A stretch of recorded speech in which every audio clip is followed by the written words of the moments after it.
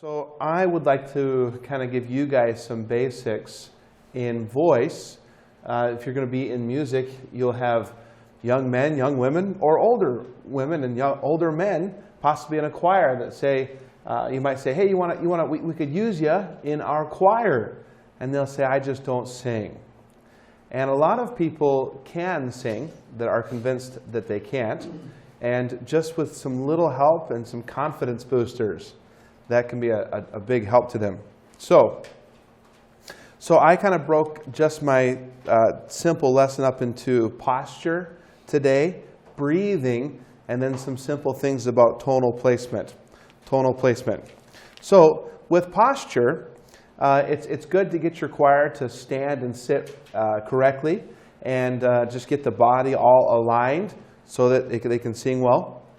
Now with posture, with this we can even talk about imagination.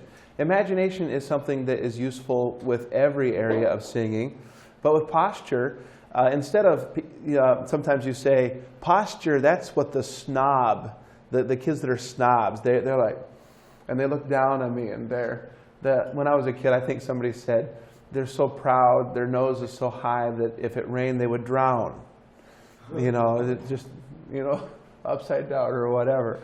But posture, I think, can be a look of nobility. Don't we think of nobility with good posture? You wouldn't expect a princess or a prince or somebody, a kingly person, to have anything, but they carry themselves a certain way. Not necessarily proud, but a noble way. And with posture, I think there's a sharpness with posture, and we, of course, should look sharp as children of the King. I'm a child of the King. I am a child of the King. I like it, and I want to look like I belong to Him. My kids, I don't want them looking like orphans. We brought that up before, because they're not orphans. And if they look like orphans, then it looks like, oh, you don't have a parent that cares about you. And they do have parents that care about them, and I want them to look like it. And so you and I are not orphans. Even if we don't have a father, He said He'll be the father to the fatherless. And so posture is something, when you sing, stand up like you represent, not just represent God, but represent the family you belong to as a child of God. John 1:12, right? If we've received Christ, He gave me the power to become the Son of God, one of the sons of God.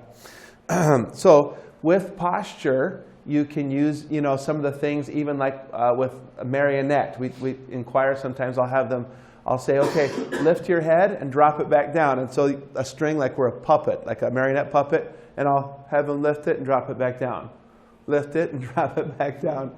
Lift it, and then act like somebody up above has that string, and your head is light and buoyant. Or also kind of imagine your head instead of the 11 pounds that kind of a head can be is resting on top of your spine. Imagine instead that it's full of helium. It's like, oh, I'm pretty airheaded. Perfect. So imagine that it's full of helium and it's actually buoyant, and the spine is actually the string that you'd hold at the bottom. And so you stand up nice and high. Now the opposite would be the soldier. Sometimes you'll have youth and you'll say, I want to, stand up straight, and they'll be like, yes, ma'am. Okay? And somebody tell me why this is not good for singing. It might be good for, like, if they're going to put on a play and they need to act like soldiers, but this wouldn't be good for singing. Why? Somebody. Yes, sir. Very tense. Yes. The muscular tension will absorb the resonance of the vocal sound. So they want to be relaxed and have that good posture, not tense, shoulders not tense, neck not tensed, everything not frozen and kind of crimped in place. But posture creates lines everything up, the whole breathing mechanism, so that you can sing correctly, and I think it makes you look sharp. So posture is very good. So I kind of, in my mind, it clicked to me that I think we love to sit, don't we? And the human being has found ways to sit while they stand. And I think kind of up here, they'll kind of, the shoulders, the upper, let me just sit down for a minute. I think the spine can actually just rest on itself, kind of just roll forward kind of relax. Okay, I got on the ensemble about this a while ago. From the front, they look fine, but I was sitting over on the side looking at them, and they're kind of like this as they sing. And I'm like, oh, you guys, stand up while you're standing. Don't sit while you're standing. So there's different places, they'll, oh, let me sit down. Oh, that's better. That feels good. But you're not in good shape to sing, and it looks sloppy. From the side, it just looks sloppy. Okay, so get this rolled back up. And part of that, again, will be from the top down. You kind of use that marionette type idea. I think another place that they'll actually roll this part of the body, they'll actually roll back, I think. Yeah, it's kind of like this, where they'll kind of do one of these numbers. I've seen people do that, where they roll back right here, and somehow they kind of just come back and just kind of lock and kind of sit down right here. And so you want to get that. You don't want to get that, or even like the sway back, whatever. Stand up there too. Get the hips underneath you, and get the hips underneath you. I suppose they'll even sit to the side, right? They'll kind of. I'll see this in speech class where they'll like this. They sit to the side, and in speech I kind of watch the foot go all over the place. Sometimes in the pulpit, outside the pulpit, in the pulpit, all over the place behind them. And one of these numbers, and so just to have the body underneath you, which sounds funny, but it really does. So sometimes even just to say, okay, choir, let's stand up. Let's remember how the body's supposed to be. Let's line everything up. Let's get the ears over top of the shoulders. Make sure that we're not forward. The chin isn't jutted. Make sure the ears are over the shoulders. Shoulders are relaxed. Maybe even have them do a little bit of this while they're standing there. Kind of loosen up the shoulders a little bit. Okay? Kind of do a little bit of that. Get the shoulders relaxed. Kind of bounce them a little bit. Open up the rib cage a little bit, and then let the arms dangle down some. And then get the shoulders nice and level, not rolled forward, but nice and back. The hips are level below the shoulders. The knees are below the hips. They're not locked in place. I think you can sit at your knees too. They just lock. Then you're not using muscle to hold yourself up. You've actually kind of brought your knee back. The knee bends kind of this way. I guess you have your ball and socket. Knee bends like this, and then you can actually bring it back and lock it the opposite way. So you want to keep your knees not locked. I've watched people fall over. I think I shared this with you guys. There was a senior, I think I was in 7th or 8th grade, and we were singing at the mall. We got some Christmas music together, and he just collapsed. And he was in the top row, and they said, well, I had my knees locked, and I was singing away, and then things got fuzzy, and I collapsed. So get them to have the knees you're not locking them back the other way and then sitting on the joint. You've got it loose, and so you're not going to black out. All right, so you can do it from the top to the bottom, and then you can sometimes do it from the bottom to the top as far as feet. You might say, okay, with your feet, make sure your feet heels a few inches apart, slightly pointed out, one slightly ahead of the other. That keeps from one of these things you see sometimes. People even do this when they're singing, sometimes forward back. So to have one foot slightly ahead and then the heel slightly out, and then try to have your weight over top of the arches of your foot. Not forward, all on the ball of your foot, not back on the heel of your foot, but on the arch of your foot, kind of in that poised position. And even just some of those things, okay? And you can tell the choir, okay, let's sit down, but take some of that posture down with you into your chair. And it's all right to let them relax sometimes. The girls love to, cross their leg and then the men, they kind of want to slouch a little bit, but say don't slouch too much. And then, all right, we're going to really get into it now. Let me see some good posture. I want to hear a good tone. So associate that good posture with when they're learning the music and okay, the piano, play the bass part. Bass, kind of hum along with the piano. Well, then that's fine. The bass can kind of slouch a little bit. I would say not slouch, but relax. All right, basses, relax. We're going to listen to your part. Basses can listen to their part. Okay, you guys aren't getting this note. Let's listen to that. Let's play that note again. All right, basses, you hear it? You ready? Okay, let's try that all together. Let me see some good posture. Okay, sit up, get your feet underneath you, kind of get high on your seat, not all the way to the back. Kind of get forward a little bit, get your feet underneath you some, and let's have a good tone. That type of thing. Okay, so even with the head, we talked about shoulders, and even with the jaw, sometimes you can just kind of relax it back here. Take the thumb up underneath here and relax the tongue a little bit. Okay, sometimes even to roll the neck around a little bit. Get things relaxed and ready to sing. When there's more that we do with that, when people sing, you say, okay, let me see good posture. And you say, well, I know enough not to do that. My hands don't do that. But there are other places. The jaw, I think you'd be astounded at how many people will really tense the jaw. And then underneath here, this gets tight. Okay, I'm ready. I'm ready to sing. Okay, I'm ready. You know, they can't sing. So train everybody to loosen things up. And sometimes it's good to just talk through some of those things. Okay, so that's posture. And then breathing, just a quick lesson on breathing. I think this kind of goes back to a soldier a little bit, or maybe when you're standing there and your belly's kind of hanging out. You're just like, one of these things. And mom says, hey, stand up like a man. And you're like, what? Oh, yes, ma'am. Like, come on, suck that gut in, get that chest out, get those shoulders back. You're like, all right, yeah, this is how men stand. And they suck the gut in, and you're kind of, yep, you know, I'm ready. And so that's another misconception with posture for singing. They'll say, okay, when I sing, I've got to get the gut in and tight, and I'm ready to sing, okay? When that's actually bad for breathing. You want to have the abdominal wall to be able to relax. Now that doesn't mean that you're slouched out and you're you're gonna sing. And what's that? Yes, I'm ready to sing. But they talk about babies. Babies sing properly. If you ever see go into a nursery and there's this little boy, not did I say sing properly? Breathe properly.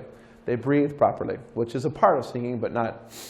I don't think they sing all that properly. I don't know necessarily. But you see these little boys, and you see these tiny chests, and then these bellies, the baby belly, right? They have the baby belly that hangs out a little bit. Now their posture isn't always the best. They're just standing, they're just sitting there, but they're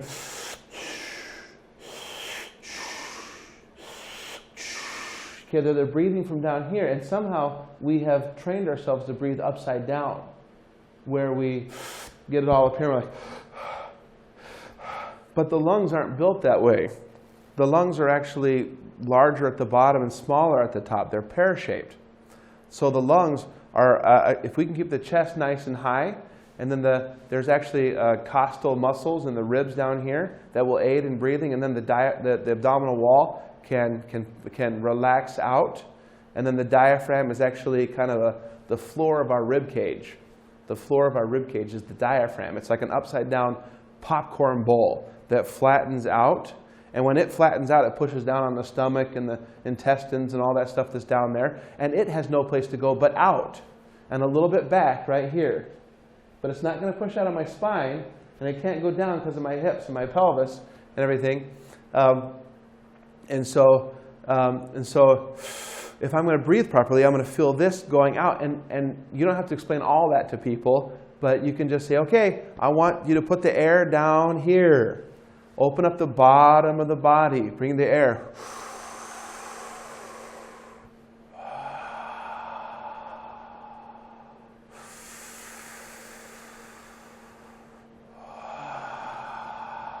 From down here, and just train them to breathe. And again, it seems ridiculous. When I was in college, if I heard somebody telling me this stuff, I think it'd be like, but the older I get, I'm thinking, boy, people don't breathe properly. You see, and then that's not enough air to sing with. And then that's not a good place to have your air when you sing. So what? And then how do I get the air out? I let my upper body collapse on the air and push the air out? Don't I want more control over my air than the weight of my shoulders and upper body collapsing on it? Wouldn't I rather have muscle controlling the outgo of my air rather than the gravity pulling down on my shoulders and rib cage and the air escaping my body that way? Yes. So the diaphragm actually is like this bowl that flattens out and the abdominal wall relaxes. Then the abdominal wall comes in, and then when I exhale, the abdomen or the diaphragm just relaxes. It just completely lets go, and it becomes that bowl again. Flattens, bowl, flattens, bowl, flattens, and this relaxes. This comes in, this relaxes. But when I sing, they push against each other on purpose. They push against each other on purpose. So this flattens, then this comes in, but this doesn't let go. The abdominal wall, this would be the side here, the abdominal wall comes in, and the diaphragm says, good, good. You're pushing against me, because the diaphragm can only work downward. The diaphragm can't actually exhale. The diaphragm only can pull the lungs down to inhale. So the diaphragm can't actually get the air out of the body. So when people say, sing from the diaphragm, what they're saying is use the diaphragm to control how quickly your abdominal wall is able to push out the air. Does that make sense? We use muscle antagonism all the time. If you're going to, if I'm going to set this desk down slowly, I'm going to use muscle antagonism. Okay? I've got it here, and if I just use my muscles to drop it, it's going to go down really fast. I've got to use my muscles to work both ways so that I'm controlling the descent of that desk. I control the descent. And so muscle antagonism, muscles working against each other, and then this one gives only in as much as it wants to. So breathing, we want to get air in the body, and then you don't want to lock it in the body. One common mistake with breathing is the larynx will lock it in place. So you, okay, I'm ready to sing. I have this breath, and I locked it right here. It can't go anywhere. I'm ready. Actually, if the body opens and air flows in, the body just has to stay open, and the air won't go anywhere. Does that make sense? Why does air go in? Well, you open the body, and air flowed in to open the space. So if my body keeps the space open, the air will stay there. I don't have to lock my air in place. So people will have that misconception of locking the air in place. Then the larynx has to do two jobs. The larynx has to hold all the air in there and allow it to escape what is needed for the tone. And the larynx is a little muscle. It doesn't. So the body collapses on all this air, on all this space, and the larynx is like, okay, I got it. Okay, I got it. And then it's got to allow the air to escape, and it's pretty small, and so it's going to get worn out, and singing is not fun. But if the body stays open, the air will stay in there all day long. I don't have to close anything. So you want to keep the body open. And then the larynx just gently touches together, and you just shape the breath pressure that is being sent. You don't hold back the excess breath pressure because you're not sending it yet. Your body is under control. You opened it and air flowed in, and then you're controlling it. You're slowly making that space smaller, under control, and then the pressure that is sent, the larynx shapes that and does not hold back excess breath pressure.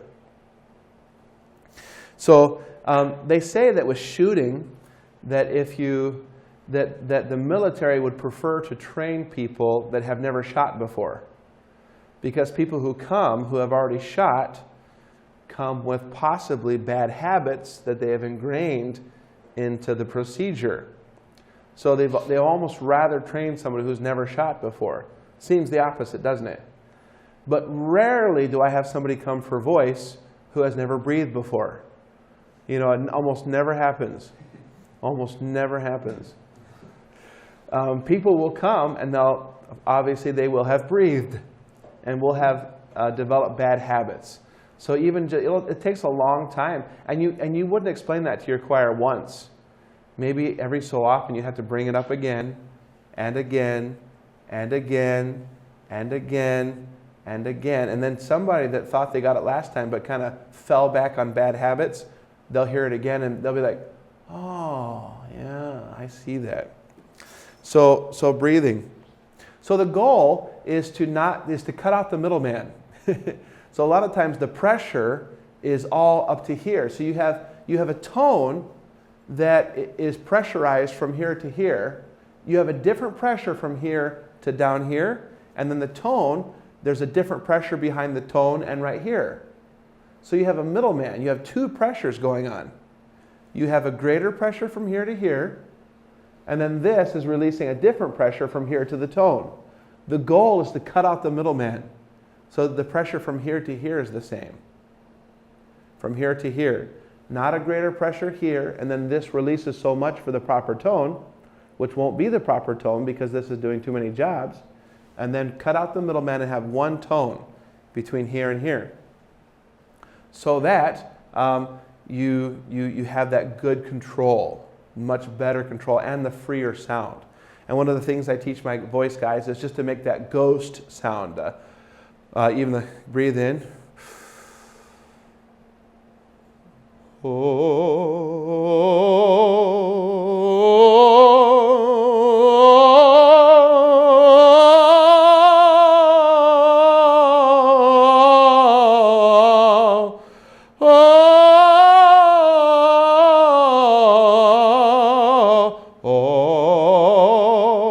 I shared this with Pastor Lewis's church in Chicago, and they have that older building with the maze of rooms in the basement. And they said, that's just what we need to be practicing the ghost sound as people are walking by our church and the doors cracked open a little bit. And they're like, do you guys hear what I hear? You know, it's like, I am not going in there. They go, that's just what we need. The ghost sound. Okay, so and then another thing I like to tell people when connecting the breath to the tone is to just work on some of the vowels. Let me see your hymnal just for a second. Connect your breath to just the vowels sometimes and just have a nice line. Let's find a song here. So we have, O Lord my God. O Lord my God, when I in awesome wonder.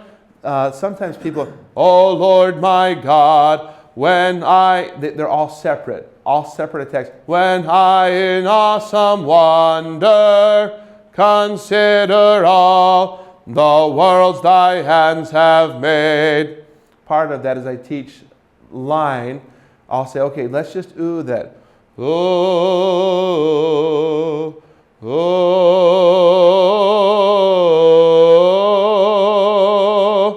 Okay? And then another thing with imagination we talked about that was if I have my hose, I'm watering the grass and there's no nozzle on it, I have my hose and the water is just shooting up and then kind of coming up, and then as it goes up, it cascades over itself.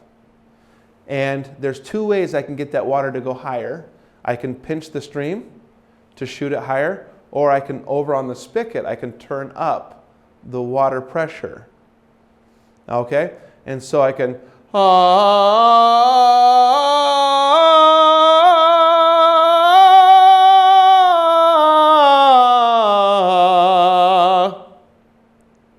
can I hear that? I can pinch the tone to get higher, but it doesn't sound very nice, does it? Okay? Or I'm like,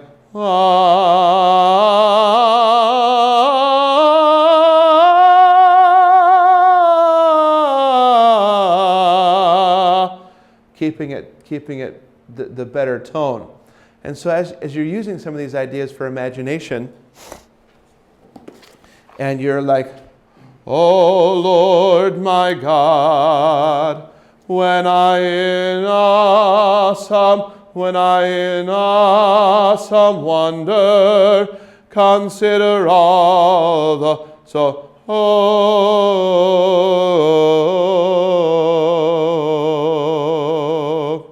Okay, some of those things. And then you can add in your vowels. Oh Lord my God. Oh, when I in awesome wonder.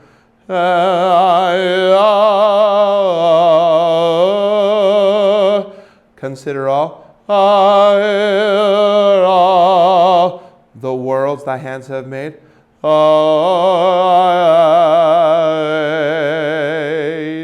Okay. Then once the tone is connected to the breath pretty well, kind of just work on getting your consonants back in there. What consonants do is interrupt.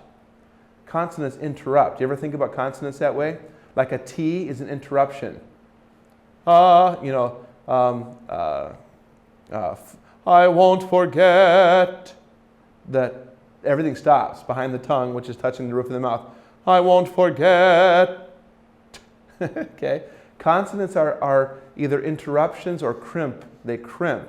Even P, well, the tone stops for P. M, it actually flows, but it flows through the nose.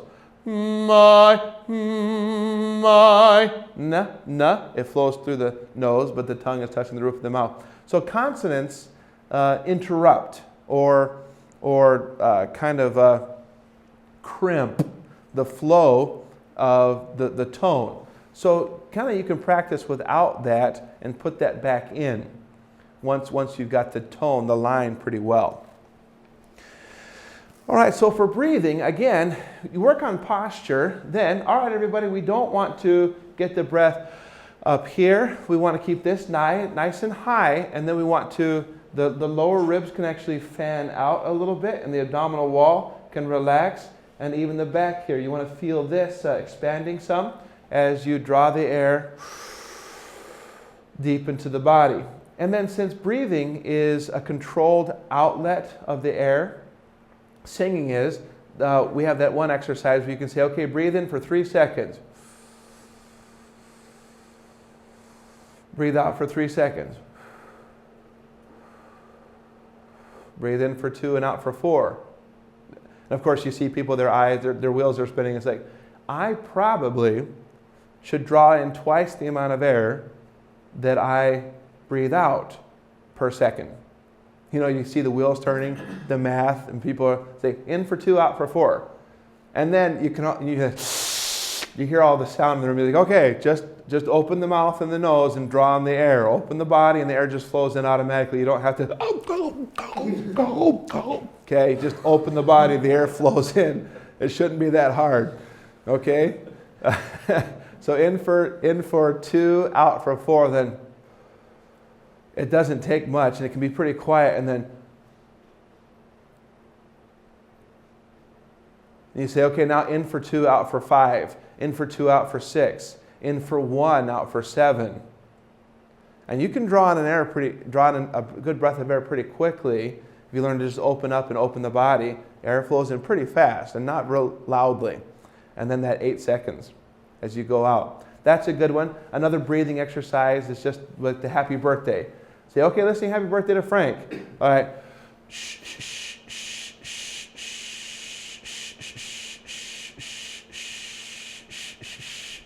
Dear Frank.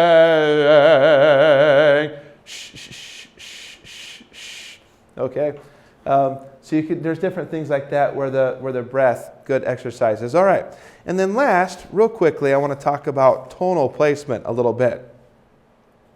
So there's a place where we want the tone to exit our body. And so it's called tonal placement. And some of the things that you can do with this is you kind of up here is where you want the tone to kind of the focal point.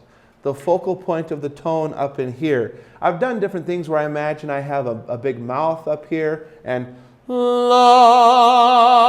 la da da da da da da da da da la da da da la. And to find that place, you kind of you kind of have that nasty sound that you can act like you're revving up a motorcycle or using a chainsaw. And you have that tonal placement up there, and you have the real nasal sound. And then you can, we did this in choir the other day, we did the NG. Sing, and we held the NG. Sing, and I'll sometimes do both. We'll go sing. kind of slide up and down. And you can change the vowels. Song.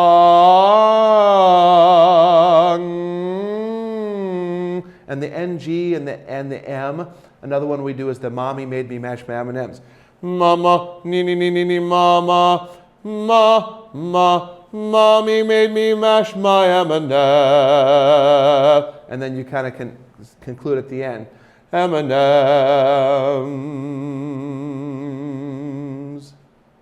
Mommy made me mash my M&Ms. Mommy made me mash my M&Ms. And then you're working on you kind of get that vibration nice and up there. And then once you have that vibration there, you try to sing your words through that. So what a friend we have in Jesus. Ali, and then you're kind of just practicing. And what a friend we have in Jesus, all our sins and griefs to bear. What a privilege to carry everything to God in prayer. Can you kind of hear the resonance up there? Everything to God in prayer. Oh, what peace we often forfeit. Oh, what needless pain we bear. Can you guys still hear it coming from right there a little bit? All because we do not carry everything to God in prayer. Kind of get that tonal placement. Women are the same way. Altos will sing kind of with their chest more, but they have to get in their head voice too. And so you can do some things to get them in their head voice. And then men need to learn to get in their head voice too. Basses need to learn to get in their head voice some. They're like, I'm comfortable here. And this is the only place I sing, right here. Okay, but you're like, no, I'm going to need you to get a little higher from time to time. All right, so you can kind of sigh and get down to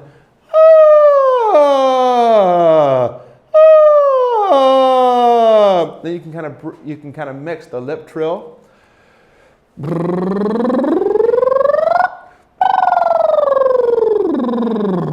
The lip trill is also good for breathing because it takes some breath control to keep the lips fluttering. I know some, and you want to lick them a little bit too. That helps too. The lips can flutter. Then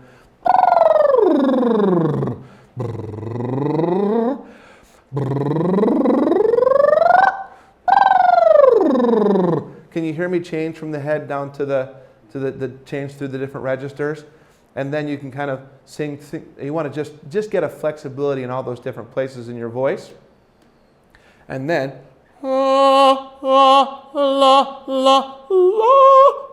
and so for girls, sometimes for the girls, the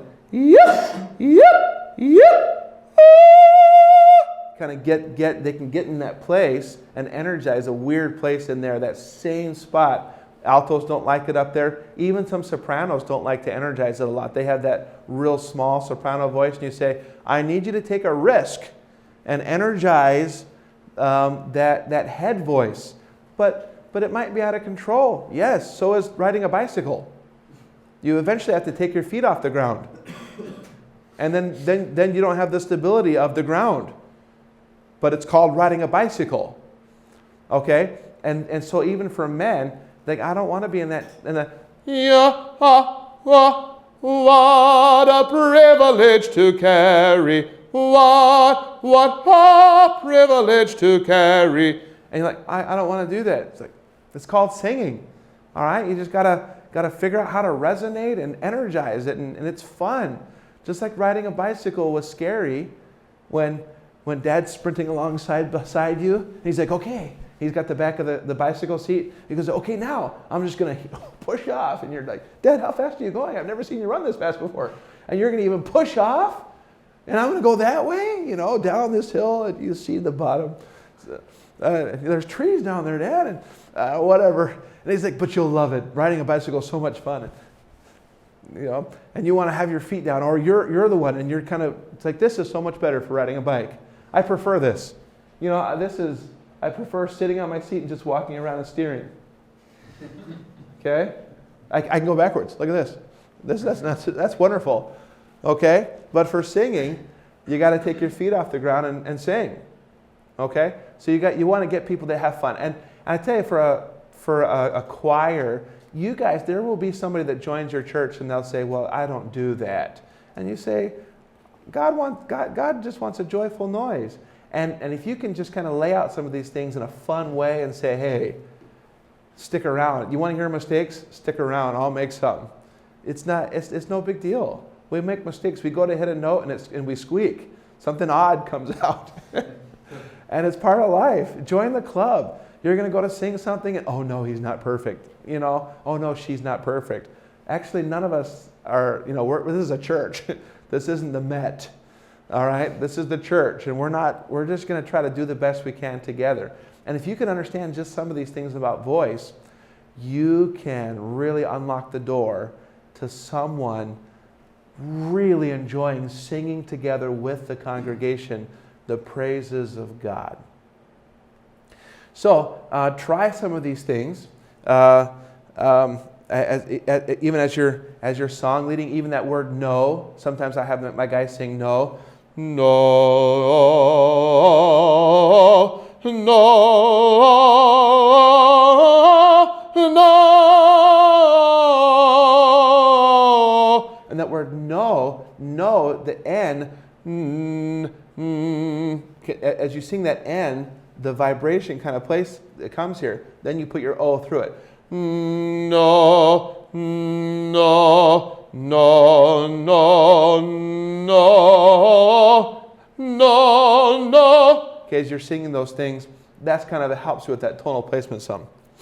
So anyway, just have fun with voice and say, hey, you're not tone deaf. Right now, if somebody called you, do you think you'd recognize their voice? It's like, well, yeah, I think so. Like, can you tell when your family calls you, can you tell if it's one of your kids or your wife on the other end of the phone? Yes. Then you're not tone deaf. All right? You just haven't been around Christian music for years and years and years like some have. So let's get around Christian music for years and years and years and just enjoy it and sing and we'll tune you up. We'll tune you up to that new song. But part of you should be really enjoying that new song and we'll get you singing it too, because we're not perfect and we're not expecting you to be, because we sure aren't. Okay?